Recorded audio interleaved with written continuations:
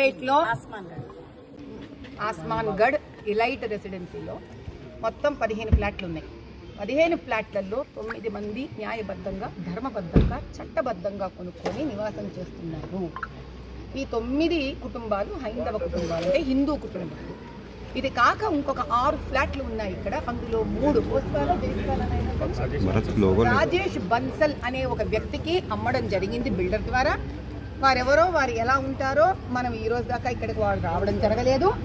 ఆ 3 ఫ్లాట్లు గత 5-6 ఏళ్లగా తాళం వేసి అలాగే ఉంది. ఇది కాక బిల్డర్ ఎవరో దుబాయ్ పార్టీ అంట. సినిమాలలోనే మామూలుగా వింటుంటాం, చూస్తుంటాం, కానీ ఇక్కడ మలక్పేటలో ఇలాంటి భాష కూడా వాడుకంలో ఉంది. ఇది మనం తెలుసుకోవాల్సిన విషయం.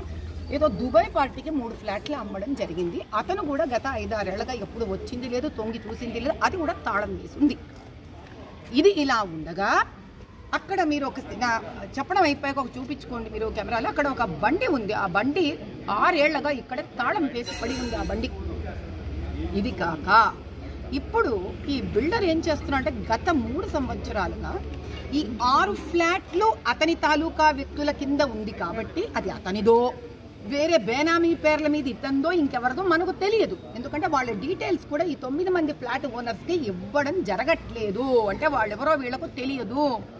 ఈ 6 ఫ్లాట్లని తా కబ్జాలో ఉంది అన్న ఒక ధైర్యంతో జిహెచ్ఎంసీకి విరుద్ధంగా, దాని తర్వాత ఇక్కడ కింద పార్కింగ్ ప్లేస్ అంటే 15 పార్కింగ్ స్లాట్స్ ఉన్నాయి ఇక్కడ 15 ఫ్లాట్లకి. ఆ 6 పార్కింగ్ ప్లేస్లని వీళ్ళు కబ్జా చేస్తూ కింద కూడా అపార్ట్మెంట్లు కట్టడమే ప్రయత్నం జరుగుతుంటే ఈ అపార్ట్మెంట్లో నివసిస్తున్న 9 మంది ఓనర్లు కూడా చెప్పి అలిసిపోయి కోర్టుకి వెళ్ళడం జరిగింది. ఆ తద్వారా కోర్టు ఆర్డర్ ఏది నాయన, తద్వారా 2023లో అంటే 3 ఏళ్లగా వాళ్ళు కట్టడం, అక్రమ కట్టడాలు కట్టడం ఈ పార్కింగ్ ఏరియాలో, వీళ్ళు దీన్ని జిహెచ్ఎంసీకో పోలీసులకో వాళ్ళకో వీళ్ళకో చెప్పి కూలగొట్టించడం. మళ్ళీ బలాల అంటారో తెలుసానన్న మీకు, మలక్పేట ఎమ్మెల్యే పేరు బలాల. ఇతను ఎంఐఎం పార్టీ వాడు. మరి ఈయన అధినేతకున్న గొప్పతనము ఎంఐఎం అతనికి వీళ్ళకే ఎంత గొప్పతనాలు ఉంటాయో తెలియదు. కానీ వీళ్ళు ఇప్పటికీ 6 సార్లు 3 ఏళ్లలో అంటే ఇంచుమించు 6 నెలలకు ఒక్కసారి అపార్ట్మెంట్ వాళ్ళని తన దగ్గరికి పిలిపించుకోవడం, కాంప్రమైజ్ చేయిస్తానడం. అపార్ట్మెంట్ పార్కింగ్ స్లాట్ లో ఇండ్లు కట్టడానికి కాంప్రమైజ్ చేయించడం ఏంటి? దీనికి విరోధంగా వీళ్ళు పోరాడుతూ ఉంటే జిహెచ్ఎంసీ వచ్చి కూలగొడుతుంటే కాంప్రమైజ్ ఏమిటి అది? ఇలా కాంప్రమైజ్ అంటూ ఈ చివరిసారిగా ఆడవాళ్ళని కూడా బెదిరించారు. ఇది నిజము. ఏమని అంటే, నీ మొగుడు విని కనుక సంతకం పెట్టకపోతే బొక్కలో తోయడం జరుగుతుంది అని స్త్రీలను బెదిరించడం అంటే ఎంత అసభ్యకరమైన స్థాయికి ఎంఐఎం పార్టీ ఎమ్మెల్యేలు దిగజారడం అనేది ఇది ఇప్పుడు ప్రపంచానికి తెలియాలి కదా. అసదుద్దీన్ పాకిస్తాన్కి వెళ్ళి అక్కడికి వెళ్ళి జై హింద్ అంటున్నాడని చంకలు గుద్దుకుంటున్నారు కదా అందరూ. అక్కడ జై హింద్ అంటున్నాడు మంచిదే, కానీ ఇక్కడ జై హింద్ అనాలిగా, ఇక్కడ వాళ్ళని కాపాడుకోవాలి కదా. 2023లో ఇదోండి, it is made clear that unauthorized and illegal construction made in the stilt floor of the building in the premise bearing so number is plot number 14 situated in SBH colony Gaddi Annaram Hyderabad as mentioned in para 9 of the order shall be as per sanctioned plan in blueprint and as confirmed by the occupancy certificate issued by respondents. అంటే ఎట్టి పరిస్థితుల్లో దీన్ని open గా ఉంచాలి, ఇక్కడ కట్టకూడదు అని చెప్పి court నుంచి ఉత్తర్వులు వచ్చినా కూడా మళ్ళీ కడుతుంటే ఇందులోని ఒక నివాసం చేస్తున్న బ్రహ్మానందం అనే ఒక వ్యక్తి దీన్ని ఆపినందుకు ముక్కు మొహం పగలగొట్టేటట్టు కడుపులో గుద్ది తన్ని బిల్డర్ మనుషులు అతని పాపం ప్రైవేట్ పార్ట్స్ మీదంతా కొట్టి ఆయన హాస్పిటల్ అడ్మిట్ అయి ఉన్నాడు. ఏంటి అసలు ఇది? ఈ రౌడీ రాజ్యమా, దౌర్జన్యమా? గుళ్లను వదిలిపెట్టరు, ఇళ్లను వదిలిపెట్టరు, శ్మశాలను వదిలిపెట్టరు. వీళ్ళు మనుషుల, రాక్షసుల, భూతాల? ఎవరు వీళ్ళు? ఆ బయట వినాయకుడిని పాపం వీళ్ళు ఇప్పటికీ 4 సార్లు కట్టుకుంటే 4 సార్లు కూలగొట్టి వినాయకుడిని తీసేశారంట. వినాయక చవితి చేసుకుంటుంటే వినాయకుడిని గుడపాలతో కొట్టి విరగొట్టి వెళ్ళిపోయారంట.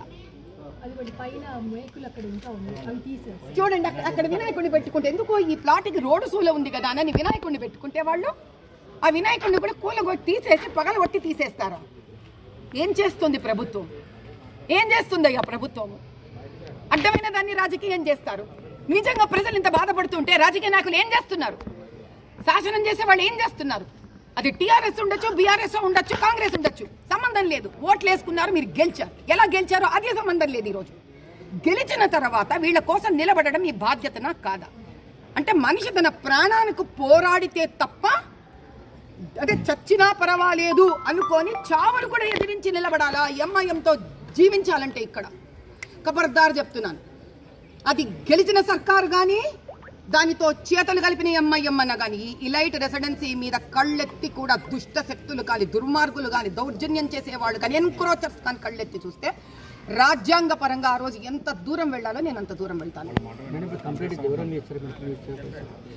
ఇప్పుడు నిన్న వీళ్ళు ఒక కంప్లైంట్ ఇచ్చేశారు. ఎందుకు మొహం పగలగొట్టేటట్టు కడుపులో గుద్ది తన్ని బిల్డర్ మనుషులు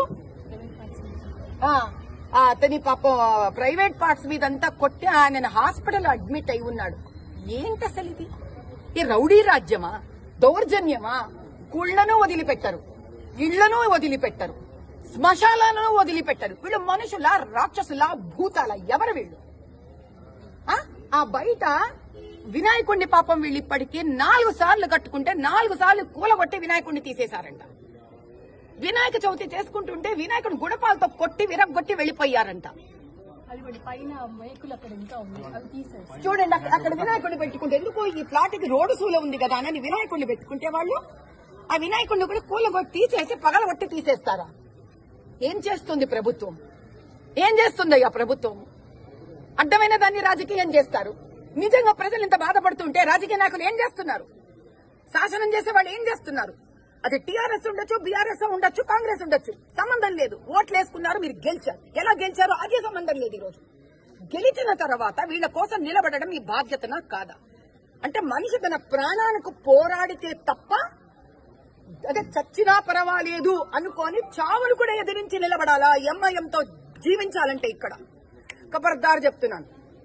అది గెలిచిన సర్కారు గాని దానితో చేతలు కలిపిన ఎంఐఎం అన్న కానీ ఈ ఇలైట్ రెసిడెన్సీ మీద కళ్ళెత్తి కూడా దుష్ట శక్తులు కానీ, దుర్మార్గులు కానీ, దౌర్జన్యం చేసేవాళ్ళు కానీ, ఎన్క్రోచర్స్ కానీ కళ్ళెత్తి చూస్తే రాజ్యాంగ పరంగా ఆ రోజు ఎంత దూరం వెళ్లాలో నేను అంత దూరం వెళ్తాను. ఇప్పుడు నిన్న వీళ్ళు ఒక కంప్లైంట్ ఇచ్చేశారు. ఎందుకంటే అంత దౌర్జన్యంగా కొట్టి చంపేస్తే ఏం చేస్తారు? వీళ్ళు ఇచ్చారు ఒక కంప్లైంట్. అదో వాళ్ళ మాట వినకపోతే అందరినీ లేపేస్తాం, చంపేస్తాం అని కూడా బెదిరించారు.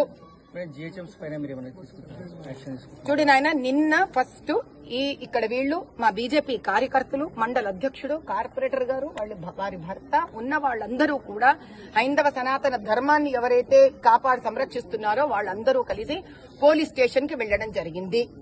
పోలీస్ స్టేషన్ లో దాని ఎఫ్ఐఆర్ రాయడం జరిగింది. అవునా నాయన? కాబట్టి వాళ్ళకి మనం కొంచెం గడువు ఇవ్వాలి. పోలీసులకి కూడా వాళ్ళు ఏం చేస్తారు అనేది కాస్త గడువు ఇవ్వాలి. దాంతో పాటు ఈ రోజు నేను కూడా వాళ్ళకి ఒక లెటర్ ఇవ్వడం జరిగింది, కంప్లైంట్ లెటర్. ఏమని? ఇక్కడ 15 కాపురాలుంటే దీని ఎలక్ట్రిసిటీ బిల్లు, వాటర్ బిల్లు, దీని మెయింటెనెన్స్ 9 కాపురాలు మాత్రం